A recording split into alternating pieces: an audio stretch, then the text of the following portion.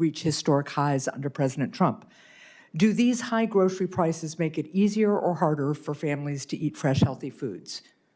I would say that beef has dropped by 1% in the last quarter. I know, look, beef Beef prices prices- are up 20%. Banana prices are up nearly 7% since President Trump took office. Cheese prices are up 6%. So again, when groceries get more expensive, easier or harder for families to afford the very healthy foods that you want them to eat?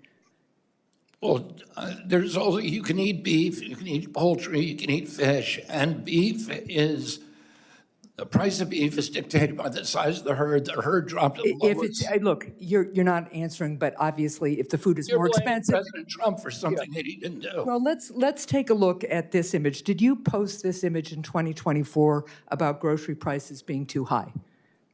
I don't recall. Well, you did post it. That's your handle up there, and and I agree that grocery prices were too high in 2024. But under President Trump, they have skyrocketed even further. So now let's go to an updated version of this post. Will you post this? The most expensive vehicle. No, because President Trump actually brought down grocery costs for most of his term. I think there's been a raise recently in the price of everything. Look, families are facing historic prices at the register.